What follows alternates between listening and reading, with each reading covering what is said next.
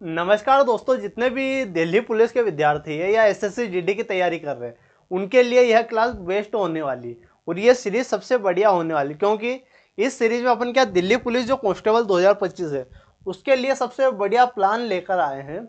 और ये प्लान अपने मैथ्स में अपने जो 15 नंबर के क्वेश्चन आते हैं, 15 क्वेश्चन आते हैं, 15 में से 15 लाने की गारंटी मैं देता हूँ अगर आपने एग्जाम तक ये क्लासेस देख ली। ठीक है, तो इसमें हम क्या करने वाले, मैथ्स गणित का अपन प्रैक्टिस सेट करेंगे, जो भी प्रीवियस ईयर पेपर आए हो वही सोल्व करने वाले।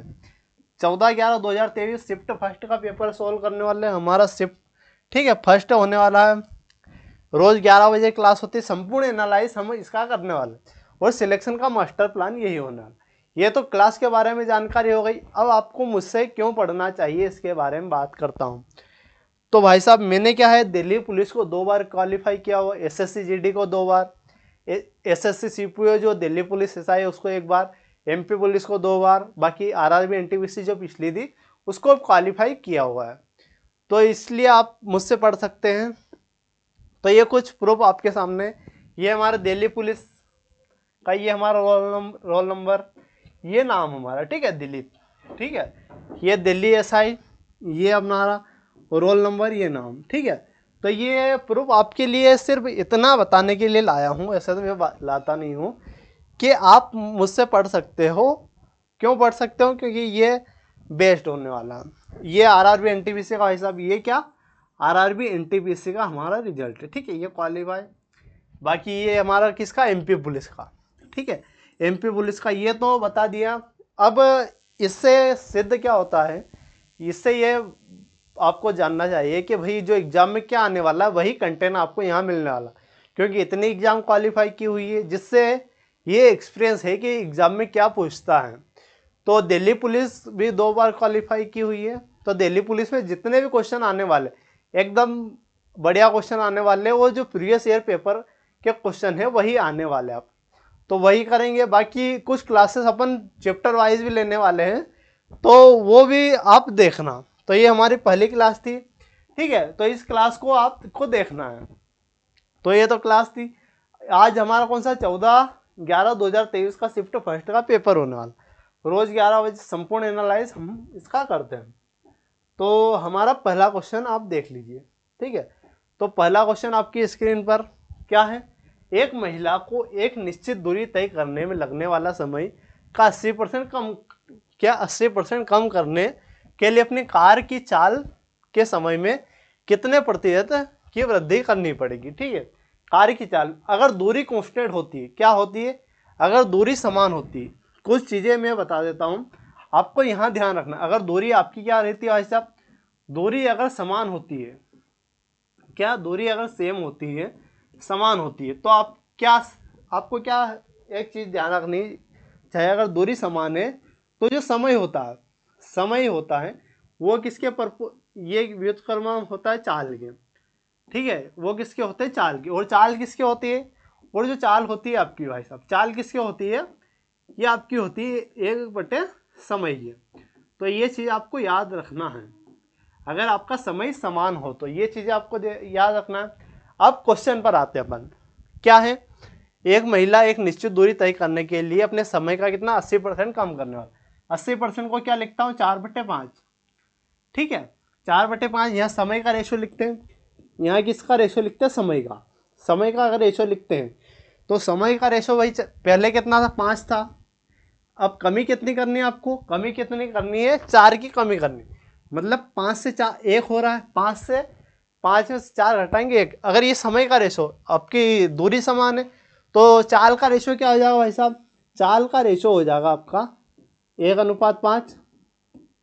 क्या हो गया चाल का रेशो, 1:5। तो हमसे क्या पूछा गया है कि अपनी कार की चाल कितने प्रतिशत की वृद्धि करें। यहाँ चाल में कितने की वृद्धि दिख रही है आपको, 4 की वृद्धि दिख रही, किसके रिस्पेक्ट में, 1 के रिस्पेक्ट में, गुणित में 100। ठीक है, गुणित में 100, तो 100 ये क्या हो जाएगा, 400%। तो चाल में कितनी वृद्धि करी भाई साहब, 400% की उसने वृद्धि करी। तो ऑप्शन भी आपका करेक्ट हो जाएगा, 400%। अगर वो आपसे पूछता है कि टोटल कितनी, ओवरऑल कितना हुआ, 500%, लेकिन वृद्धि पूछी तो वो 400% आपका होने वाला। तो ये चीज़ आपको याद रखनी, जो एक्स्ट्रा फैक्ट मैं बता रहा हूँ आपको, वो एक्स्ट्रा फैक्ट तो आपको जरूर याद रखना है, ठीक है। ये पहला क्वेश्चन था और ऐसे क्वेश्चन आपको देखने को मिलने वाले। अगला क्वेश्चन देखिए, क्वेश्चन नंबर 2 आपका, ठीक है। और यही क्वेश्चन आप अगर प्रीवियस ईयर पेपर आप 14 तारीख का निकालोगे तो सेम टू सेम आपको दिखने वाले हैं। तो वही मैं करवा रहा हूँ और ऐसे क्वेश्चन आपके एग्जाम में आने वाले हैं। अब क्या है, 51 और 78 के बीच सभी अभाज्य संख्या का गुणनफल का इकाई अंक क्या होगा। अब अभाज्य संख्या क्या होती है भाई साहब, अभाज्य संख्या ये होती है जिसमें सिर्फ उसका उस संख्या का ही भाग जाए और एक का भाग जाए। क्या, उस संख्या का ही भाग जाना चाहिए और एक का। अभाज्य संख्या को क्या बोलते हैं अपन, अभाज्य संख्या को प्राइम नंबर बोलते। क्या बोलते हैं, अभाज्य संख्या को प्राइम नंबर भी बोलते, ठीक है। तो ये तो क्लियर होना चाहिए आपको। सबसे छोटी, पहले ये क्वेश्चन कर लेते हैं फिर अपन अभाज्य संख्या। पहले अभाज्य संख्या लिख लेते हैं। 51 और 78 के बीच, 51 के बाद क्या आएगा आपका अभाज्य संख्या 53, उसके बाद क्या आएगा अभाज्य संख्या 53 के बाद 59, ठीक है। 59 आएगा, फिर 61 अभाज्य संख्या। ये भाई साहब आपको याद करना ही पड़ेगा, ठीक है। 61 के बाद क्या आएगा 67, 67, 67 के बाद क्या आएगा आपका 71, क्या आएगा 71 और 73, क्या आएगा 73। ये आपका अभाज्य संख्या होने वाली है, ठीक है। तो ये सभी अभाज्य संख्या है 51 और 78 के बीच, ठीक है। तो अब इनका क्या है, गुणनफल का इकाई अंक, यूनिट डिजिट आपको निकालने, पीछे पीछे वाली संख्या का अपन गुणा कर दे। 9 × 27 7 आएगा, 7 का एक में किया 7 ही आने वाला, 7 का 7 में 49 मतलब 9, 9 का अगर एक में करेंगे तो 9, 9 × 27 मतलब यूनिट डिजिट आपका क्या आने वाला, यूनिट डिजिट आपका 7 आने वाला है, ठीक है। तो इसमें कोई समस्या आपको समस्या नहीं होनी चाहिए। अब अभाज्य संख्या, कुछ अभाज्य संख्या, इंपॉर्टेंट अभाज्य संख्या आपको याद रखनी चाहिए। सबसे छोटी अभाज्य संख्या, सबसे छोटी अभाज्य संख्या, सबसे छोटी क्या भाई साहब, सबसे छोटी अभाज्य संख्या कौन सी है, ये आपको याद रखना। सबसे छोटी अभाज्य संख्या 2 होती है। क्या होती है सबसे छोटी अभाज्य संख्या 2। एक अभाज्य संख्या नहीं है, इसका विशेष ध्यान रखना आपको। आपसे क्वेश्चन पूछता है डायरेक्टली कि क्या एक अभाज्य संख्या है, तो एक अभाज्य संख्या नहीं, सबसे छोटी अभाज्य संख्या 2 होती है, इसका विशेष ध्यान आपको रखना है।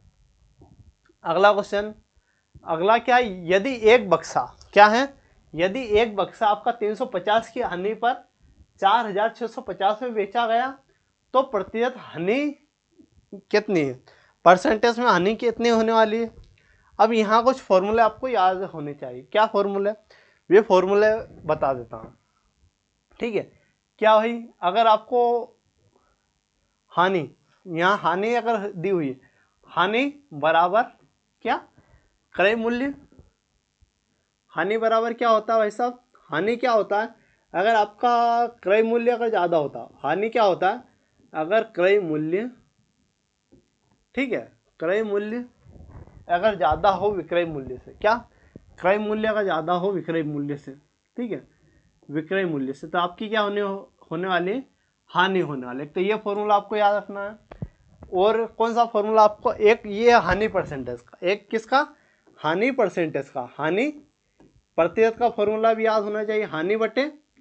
हानि बटे क्या होता है भाई साहब, हानि बटे क्रय मूल्य, हानि बटे क्रय मूल्य गुणित में क्या होगा, हानि बटे क्रय मूल्य गुणित 100। ये दोनों फॉर्मूले आपको याद होने चाहिए, ठीक है। ये दोनों फॉर्मूले इसमें लगने वाले हैं और दोनों ही अपन करने वाले हैं, ठीक है।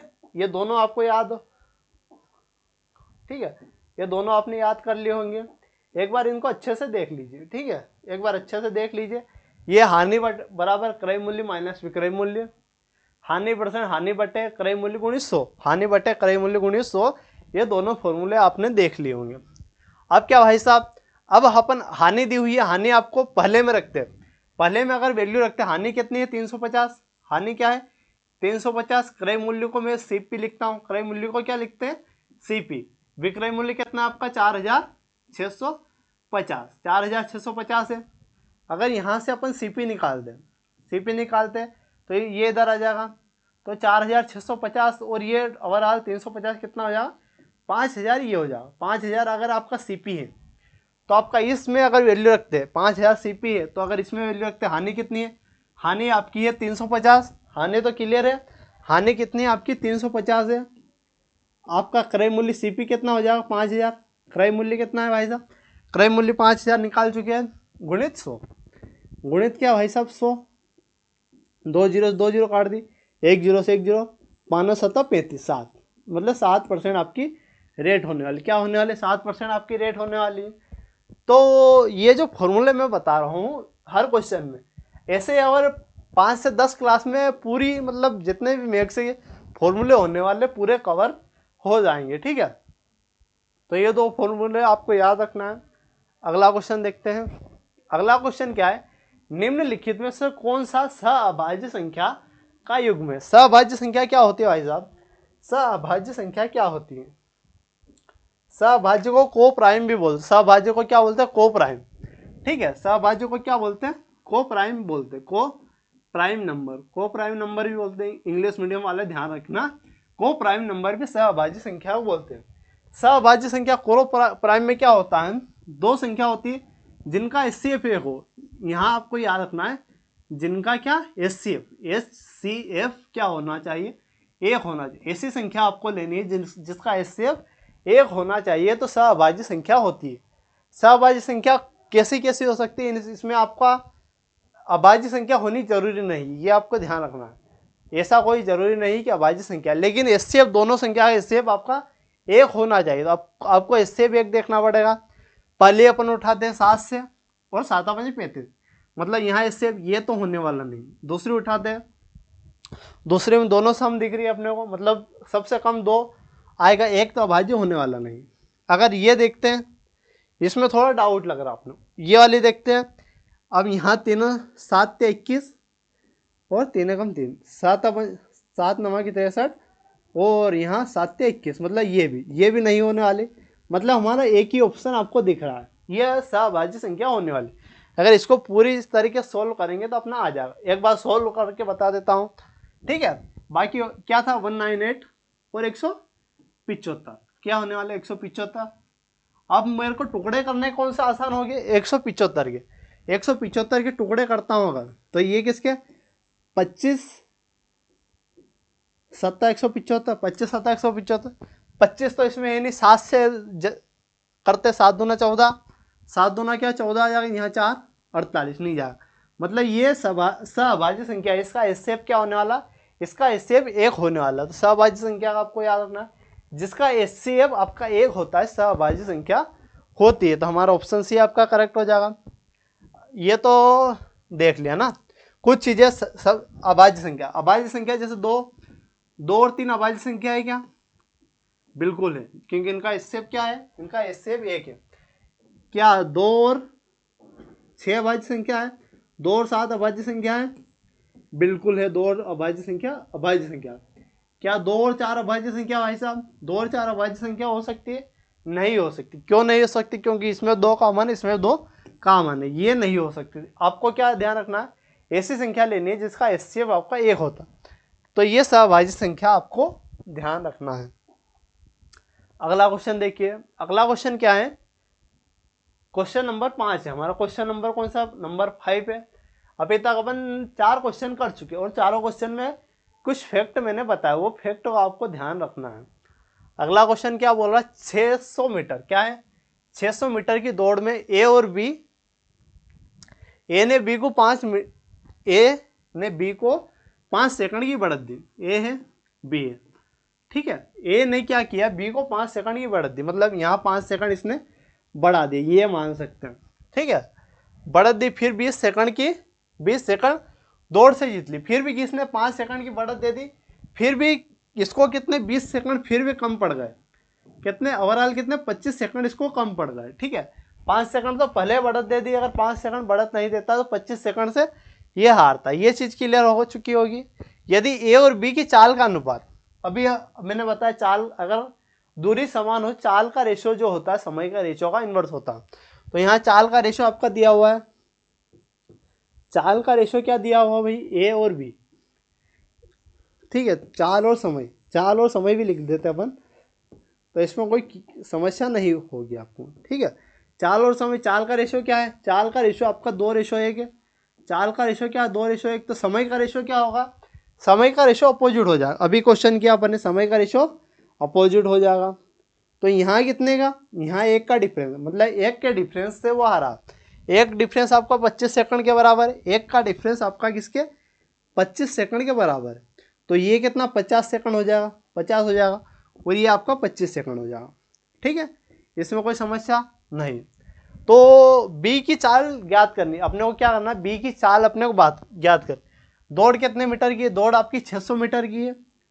600 मीटर पार करने में 50 सेकंड लगते हैं, उसको कितने 50 सेकंड लगते हैं। तो दूरी बट्टी चाल समय आ जाएगा, दूरी बट्टे समय आपका क्या आ जाएगा, चाल आ जाएगा। तो 1 0 से 1 0, 5 एक 5, फिर 1 बचेगा, 5 2 10, 12 सेकंड, कितने भाई 12 मीटर प्रति सेकंड आपका आ जाएगा। क्या आने वाला है, 12 मीटर प्रति सेकंड आपका आने वाला है। ठीक है, तो ये क्वेश्चन था। कैसा क्या क्वेश्चन लगे भाई साहब, आप जरूर बताएं। और ऐसे क्वेश्चन आपकी एग्जाम में आने वाले हैं, ऐसे क्वेश्चन आने वाले हैं।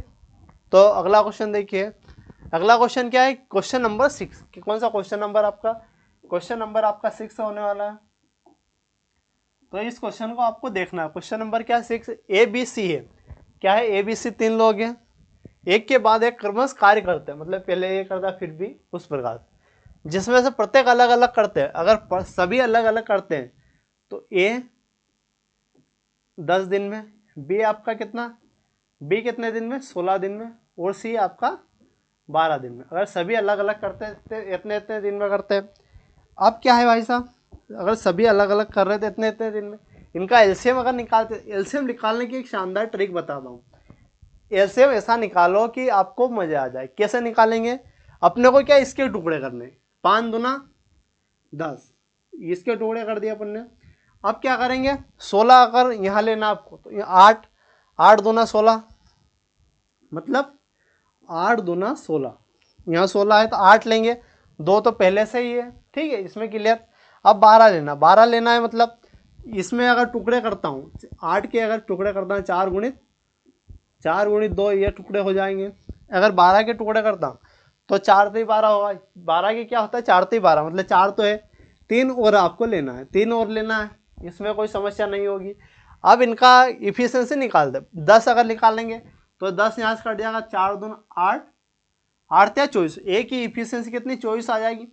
बी की इफिशियंसी आपको निकालनी, बी की कितनी 16, 4 दूना 8 दूना 16, मतलब 5 3 15, मतलब बी की इफिशियंसी आपकी 15 है। सी की कितनी है, सी 12 से 4 3 12, मतलब 5 चौक 20, क्या आने वाला, 5 चौक 20 आने वाला। अगर तीनों की जोड़ते हैं तो 9 और 5, तीनों की इफिशियंसी कितनी है भाई साहब 59। तीनों अगर एक साथ काम करते हैं, मतलब एक के बाद एक के बाद एक, तो 59 काम कर देते हैं। अब क्या, ए बी सी, फिर ए बी सी और ए बी सी 3 चक्रों में कार्य करते हैं। 3 बार तो ए बी सी करते हैं, तो ये 3 बार, मतलब 59 में 3 का गुणा करेंगे तो क्या आ जाएगा, 59 में अगर 3 का मैं गुणा करता हूँ, ठीक है, 59 का अगर 3 में अपन गुणा कर देते हैं तो क्या आ जाएगा भाई साहब, 59 में अगर 3 का तो 147, क्या आने वाला 147। 147 अपन ने कैसे कर दिया, नहीं 147 नहीं आएगा, कुछ गड़बड़ हो गई। ठीक है, तो 150 तो ये हो जाएगा 9 27, 9 क्या 27, मतलब 177, ठीक है 177 आ जाएगा। 177, 3 नमक 27 के साथ 3 बजे 15, मतलब 177। अब 177 अपन ने टोटल काम कर लिया, किस में से, इसमें से। अगर ये अपन देखते हैं ये कितना आने वाला है, ये अपन ओवरऑल अब इसको कैलकुलेट करने वाले, 5 दूना 10, 40, 80, 8 या 24, 240 अपना टोटल काम था, जिसमें से 177 अपन ने कम कर लिया। अपन ने लास्ट में गुणा क्यों किया, पहले क्यों नहीं किया, क्योंकि अपनी कैलकुलेशन आसान हो गई। कैलकुलेशन टिप्स भी आपको याद रखना। 240 में से 147, 177 कर लिया, कितना बचेगा आपका 10, क्या 10 में 7 जाएगा 3, और यहाँ क्या हो जाएगा 13 में से अगर जाएगा, 13 में 7 जाएगा तो 6 और 6, मतलब 63 काम बचा, 63 आपका काम बचा, 63 काम आपका बचा। कितना बचा भाई साहब, आपका 63 काम बचा, 63 काम बचा है। अब ये किससे करवाना आपको, बी अकेले से करवाना। बी की इफिशियंसी कितनी है 15, बी की इफिशियंसी कितनी है 15 है, कितनी है बी की इफिशियंसी, बी की है आपकी 15 इफिशियंसी है। तो 15 से करेंगे, 15 चौक 60, 15 चौक 60, फिर क्या बचेगा 3/15 ये ऑप्शन में है, नहीं दिख रहा आपको। अगर इसको काटते 3 एकम 3, 3 पंजे 15, मतलब 4 सही 1/5 क्या आने वाला है, 4 सही 1/5। 4 सही 1/5 हमारे किस ऑप्शन में दिख रहा है आपको, ऑप्शन बी में दिख रहा है। किसमें, ऑप्शन बी में दिख रहा है, तो ऑप्शन बी आपका करेक्ट हो जाएगा। ठीक है, तो ये चीज़ें आपको जो पूरी प्रोसेस है उसको समझना है और आपको क्वेश्चन सोल्व करना है। तो हर क्वेश्चन, कुछ डिफिकल्ट भी क्वेश्चन है, कुछ इजी भी है। तो आपको सभी प्रकार के क्वेश्चन यहाँ कराए जा रहे हैं जो भी एग्जाम में पूछे गए हैं, और ऐसे क्वेश्चन आपके आते हैं। अगला क्वेश्चन देखिए, अगला क्वेश्चन क्या है, दो संख्या को एलसीएम और एचसीएफ का गुणनफल कितना है, 48 है। दोनों संख्या का अंतर आपका क्या है, 13 है। तो संख्याएं याद करनी है आपको, संख्याएं क्या करना है, ज्ञात करनी। अब इसमें आपको एक फॉर्मूला ध्यान देना है, क्या है, दो, आपको एक फॉर्मूला मैं वो दिखा देता हूँ। ये फॉर्मूला आपको याद रखना है, क्या, दो संख्या ओ, ठीक है, दो संख्याओं का गुणनफल दो संख्या गुणनफल बराबर इनका एचसीएफ, इनका क्या, एचसीएफ गुणित एलसीएम। ठीक है, ये फॉर्मूला आपको याद रखना, दो संख्या का गुणनफल बराबर एलसीएम का गुणा और एचसीएफ का गुणा, वो दोनों क्या होते हैं, बराबर होते हैं। अब यहाँ दो संख्या अपन ने मान ली, एक संख्या ए है, दूसरी संख्या बी है। दो संख्या गुणनफल बराबर एचसीएफ और एलसीएम का गुणा आपको 48 दिया हुआ है। ठीक है, और यहाँ दिया हुआ है दोनों संख्या का अंतर, दोनों संख्या का अंतर भी है a माइनस बी, आपका क्या होने वाला, 13। अब अपने को ऐसी संख्या देखनी है जो गुणा करने पर 48 आ जाएगा और प्लस माइनस करने पे 13 आ जाए। तो ऐसी कौन सी संख्या है, ऐसी आपकी संख्या आप डायरेक्ट भी लिखा सकते हो, ऑप्शन से भी जा सकते हो। डायरेक्ट कैसे, अगर इसके टुकड़े करता हूँ तो 16 48, 16 में से 3 जाएंगे तो आपका 13 आ जाएगा। तो 16 और 3, ऑप्शन भी आपका करेक्ट हो जाएगा। अब आपको समझ नहीं आया हो तो आपको क्या करना है, ऐसे करना है, 48 2 से करेंगे, 2 दूना 4, 2 चौक 8, एलसीएम ऐसे निकालना है। ठीक है, फिर 2 से 12, फिर 2 से 6, ठीक है, इस प्रकार से फिर 2 से 3 और 3 से आपका 1, ऐसी संख्या आ जाएगी। अब 3 तो आपका आएगा नहीं, तो आपको 2 दूना 4, 4 दूना 8, 4 3 4, 2 दूना 4, 4 दूना 8 दूना 16, मतलब 16 और 3 ही आपके आने वाले, तो ऑप्शन भी आपका करेक्ट हो जाएगा। ऐसे आप आसानी से कर पाओगे। तो ये फॉर्मूला जो है, ये फॉर्मूला आपका मोस्ट इंपॉर्टेंट है, तो ये वाला आपको याद रखना ही रखना है। अगला क्वेश्चन देखते हैं। अगला क्वेश्चन, माना x बराबर 5 है और y बराबर क्या है, 8 है, तो निम्नलिखित संख्याओं को आरोही क्रम में व्यवस्थित कीजिए। अब ये क्वेश्चन क्या है, देखने में बहुत हार्ड लग रहा है, लेकिन क्वेश्चन हार्ड नहीं है भाई साहब। क्वेश्चन क्या है, क्वेश्चन हार्ड नहीं है, इसमें वैल्यू रखना अपने को और आंसर लाना है। एक से क्या 5 रखते हैं, 5 और 1 5 प्लस 1, और नीचे y की जगह 8, 8 में से 1, ठीक है। फिर क्या आ जाएगा, 2, 5 दूना 2 गुणित 5, नीचे क्या आ जाएगा 8 गुणित 2 माइनस 3, ठीक है। अब क्या आने वाला है, y प्लस 1 मतलब 9, आप डायरेक्ट जोड़ दीजिए ना। अब 5 दूना 10, 10 में से 9, और क्या आ जाएगा 9, 8 और 1 9, और नीचे क्या आ जाएगा 5 3 15 में से अगर 8 जाएगा, 15 में से क्या जाने वाला भाई साहब, 15 में से अगर 8 जाएगा आपका तो क्या आने वाला, 7 आने वाला है। 15 में से 8 जाएगा तो क्या आने वाला है, 7 आने वाला है, ठीक है। 5 3 15, 15 में से y जाएगा तो क्या आने वाला, 15 में से अगर y जाएगा तो क्या आने वाला आपका, ये आने वाला, ठीक है, 7 आने वाला। अब इसको सोल्व करते हैं, इसको अगर सोल्व करते हैं तो 5 और 1 6, 6/7 यहाँ आ जाएगा। यहाँ क्या आने वाला 10, 5 दूना 10 बटे 8 दूना 16 में से 3 तो 13, 10/13, और 9 में से 9 तो 1, और ये क्या आ जाएगा 1 पॉइंट, मतलब ये 1 पॉइंट के बाद ऊपर जाएगा, ठीक है, ऊपर जाने वाला। तो सबसे बड़ी आपको ये दिख रही क्या, y प्लस 1 और 3x माइनस 1, ये वाली किस में, ये वाले आपकी इसमें भी दिख रही है, इसमें नहीं है, इसमें भी, इसमें भी। इसके बड़ी कौन सी है, इसके बड़ी ये वाले y प्लस 1 वाली, y+1, y+1 मतलब ये वाली कैंसिल कर दीजिए, ठीक है, मतलब ये दोनों अपनी जा रही है। फिर क्या है, पहली वाली बड़ी या दूसरी वाली, पहली वाली बड़ी या दूसरी वाली, तो 7 दाम 70 और 13 13 5 65, 13 6 78, मतलब ये वाली बड़ी, पहली वाली बड़ी, पहली वाली बड़ी मतलब ये वाली, मतलब ऑप्शन ए आपका करेक्ट हो जाए, ऑप्शन ए आपका करेक्ट हो जाए। अब ये ऐसे कैसे कर दिया, तो भाई ये वाली सबसे बड़ी दिख रही है आपको, फिर ये बड़ी, फिर इन दोनों में से बड़ी आपको निकालनी थी, आपको तिरक गुणा करना है और आसानी से निकल जाएगा। तिरक गुणा मतलब 13 13 6 78 और 7 दाम 70, मतलब 78 किससे है, 78 70 से बड़ा है ना, तो ये वाली आपकी बड़ी हो जाएगी। ऐसे आपको सोल्व करना है। अगला क्वेश्चन देखते हैं।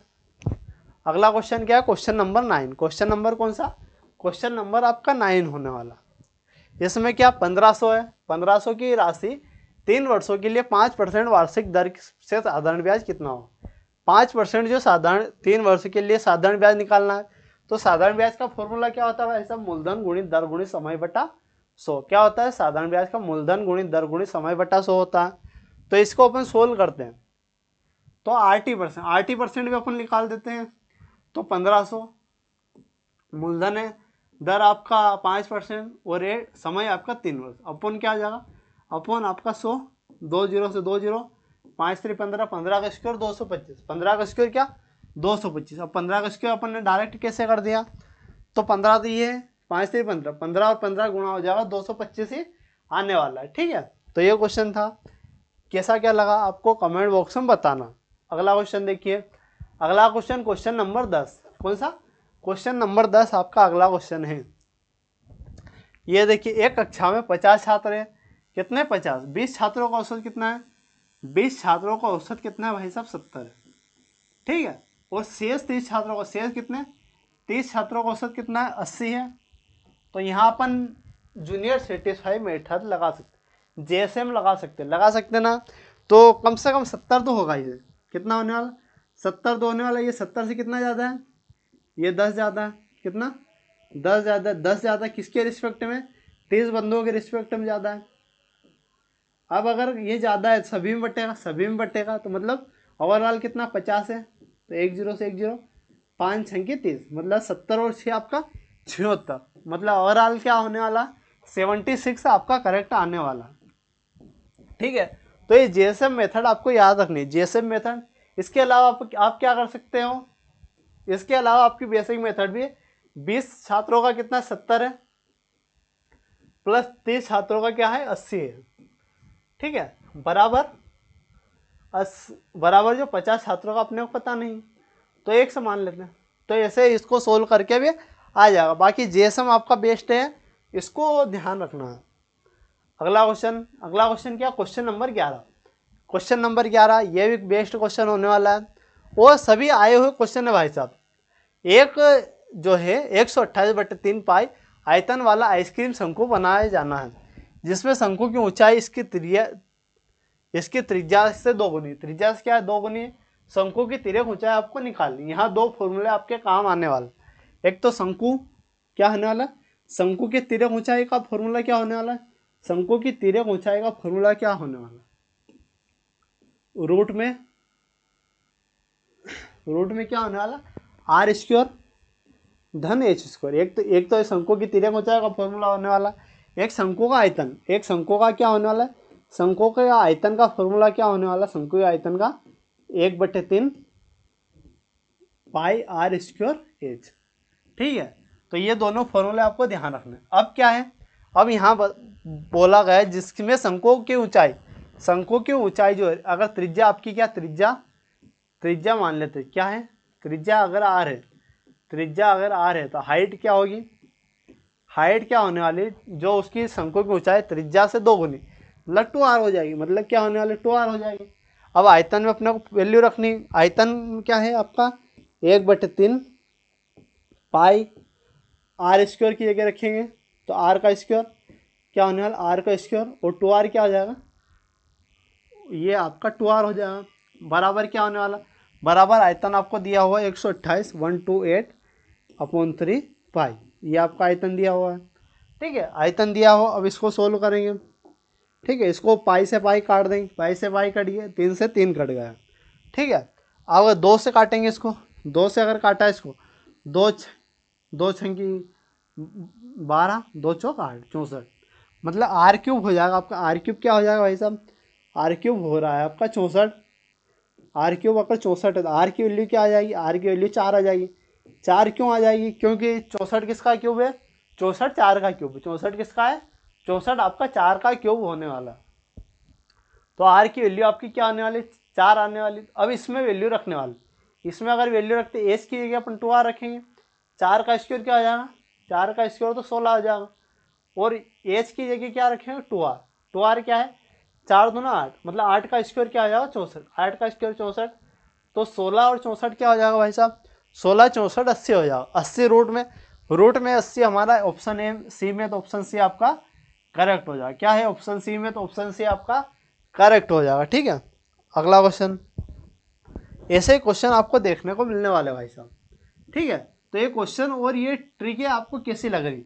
बाकी अगर कुछ कमी आपको लग रही है तो आप जरूर कमेंट बॉक्स में बताइए कि भाई कैसा क्या लग रहा है और कैसे क्या सुधार करना चाहिए। ठीक है, तो ये सभी पहली क्लास है, बाकी कोई लोड नहीं है। ठीक है, क्वेश्चन नंबर 12 क्या है, क्वेश्चन नंबर 12 है आपका, एक व्यक्ति कुछ धनराशि उधार ली, एक धनराशि उधार ली, पहले वर्ष के अंत में उसे 4200, पहले वर्ष के अंत में 4200, दूसरे वर्ष के अंत में 4410 का भुगतान करके उसकी चुकौती क्या करने में सहमत हुआ। यदि चक्रवृद्धि ब्याज की दर 5% प्रति वर्ष है तो उधार दी गई राशि ज्ञात करनी, उधार दी गई क्या करनी है, राशि आपको ज्ञात करनी है। तो ये क्वेश्चन आप एक बार और अच्छे से पढ़ लीजिए, क्यों क्वेश्चन बढ़िया होने वाला है।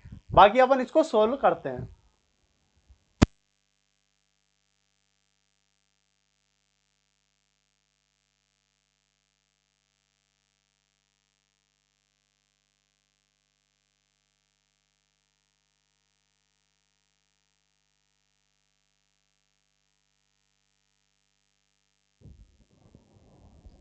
ठीक है भाई साहब, तो ये किसका क्वेश्चन था, चक्रवृद्धि ब्याज का हमारा क्वेश्चन। तो इसमें क्या बोल रहा है भाई, पहले वर्ष फर्स्ट ईयर की बात कर, फर्स्ट ईयर में कितना चुका रहा हो, 4200 चुका रहा है। सेकंड ईयर में क्या चुका रहा हो, सेकंड ईयर में वो 4410 चुका रहा। ठीक है, मतलब 2 किस्त में चुका रहा, ओवरऑल ये बता। अब रेट क्या है, रेट 5%, रेट क्या होने वाले 5% उसकी रेट होने वाली। मतलब ये कितना परसेंट होने वाला पहले वर्ष के अंत में, पहले वर्ष में ये 5% एक्स्ट्रा होने वाला। 5% को क्या लिखते हैं अपन, 5% को अगर लिखें तो 1/20, मतलब आपका 20 से 21, 20 से क्या होने वाला है 21। अगर आपका 21 क्या 21 ये है, 21 अगर ये मतलब ये किसके बराबर होने वाला है, 21 रेशियो के बराबर। 21 दूना 42, मतलब एक रेशियो की वैल्यू 200, एक रेशियो की वैल्यू कितनी 200, तो 20 रेशियो की वैल्यू आपकी 400 हो जाएगी। 20 रेशियो की वैल्यू कितनी 4, ये आपकी हो जाएगी। ये क्या होने वाली 4000 होने वाली, 2 रेशियो की वैल्यू। ठीक है, तो ओवरऑल कितनी, मतलब एक किस्त आपकी 4000 की है, एक किस्त जो होने वाली है उस पर ब्याज लग रहा है 200 का, मतलब 200 का दो बार यहाँ लग गया, मतलब इस पर भी 200 200 400 अपन घटा देंगे। तो ये क्या आने वाला है 410, 4010। अब 10 किस पर लग रहा होगा, पहले वर्ष का जो ब्याज है उस पर ब्याज लग रहा हो, मतलब 200 पे आपका क्या लग रहा है, 200 पे आपका लग रहा है 5%। ठीक है, तो 20 से 20, 5 दूना 10, मतलब 10। ओवरऑल कितना है 4000 ही, मतलब दोनों अगर अपन जोड़ दे, ये 4000 और ये 4000, यहाँ से 10 घटाइए, 4000 और 4000 कितना हो जाएगा भाई साहब, 4000 और 4000 आपका 8000 हो जाएगा। तो ऑप्शन डी आपका करेक्ट हो जाएगा। ऑप्शन डी क्या होने वाला, ऑप्शन डी आपका करेक्ट हो जाएगा। ये अपनी प्लेस मेथड थी, बाकी इसको अपन अच्छे से एक वीडियो बना के समझा देंगे। ये थोड़ा लॉजिकल क्वेश्चन है, बाकी लोड नहीं है इसमें। अगला क्वेश्चन देखिए, अगला क्वेश्चन क्या बोल रहा है आपका, अगला क्वेश्चन है कि एक दुकानदार एक वस्तु पर क्रय मूल्य से 35% अधिक अंकित करता है। कितना 35% अधिक अंकित करता है, मतलब पहले 100 था, पहले क्या था 100 था, 35% अधिक अंकित करता मतलब 135%। ठीक है, 35%, अब 20% की छूट दे रहा। छूट किस पर दे रहा है, 135 पर ही देगा।